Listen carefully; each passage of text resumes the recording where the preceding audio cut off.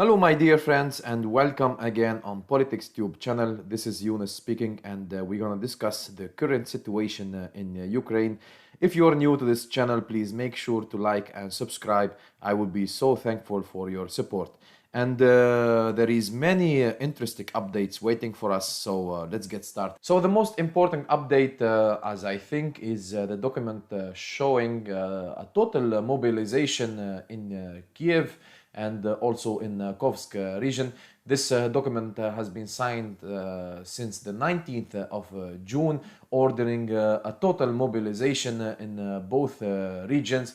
And I think everybody will understand that Ukraine has suffering a lot of losses, and they are missing a lot of manpower, and so that's why they are signing. The president of Ukraine, Zelensky, signed this document for a total mobilization in order to continue this counteroffensive.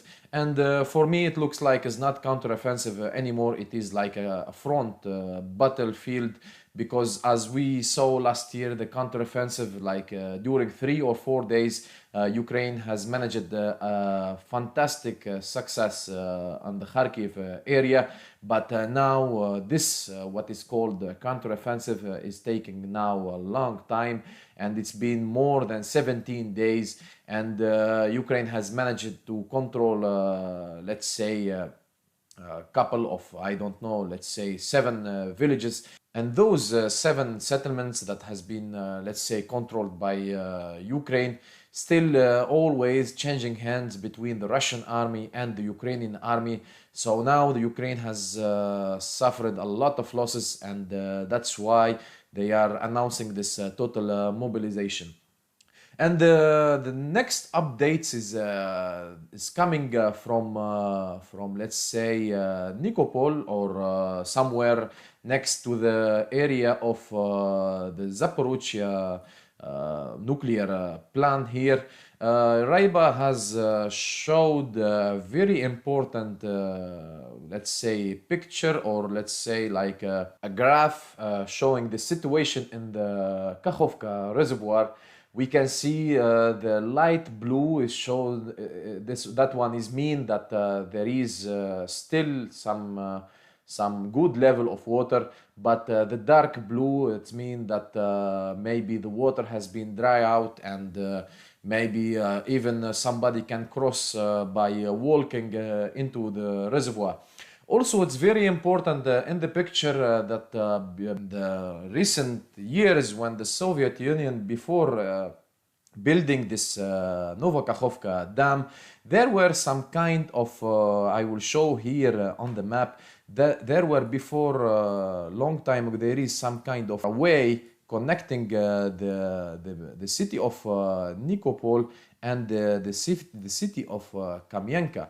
And maybe when the water will be dry out like completely 100%, this could lead like the Ukrainians will cross from Nikopol area, or maybe from any other area, or any other place from the north side of Kakhovka reservoir, to attack the Russian defenses. Well, there is not too much Russian defenses in this area, but last time, I think 3 or 4 weeks ago, before the starting of the Ukrainian counteroffensive, the Russians has moved all the population who is living in this area next to the Zaporizhzhia nuclear plant to another place. And it looks like also the Russians, they have an idea that the Ukrainians will try to attack, and maybe some Russian intelligence has said that the Ukrainians will blow up the dam in order to complete this plan to cross the north side of the Kakhovka region,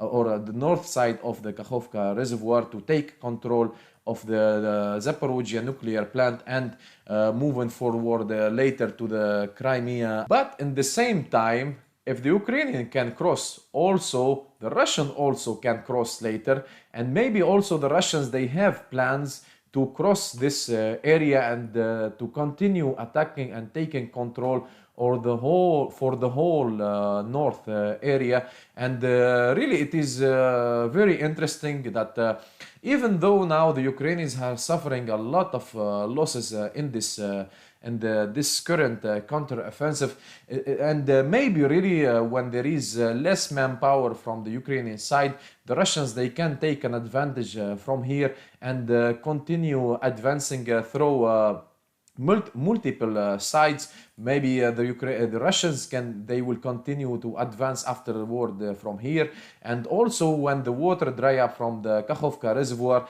maybe we will see a Russian advance in the north also to continue taking control of the whole area. And also it is very important that the Russian dream is to establish or re-establish the Novorossiya region, like from a long time ago, the region of Odessa and Mykolaiv, Crimea, Kherson, Zaporozhye, the Donbass, and also Dnipropetrovsk and Kharkiv.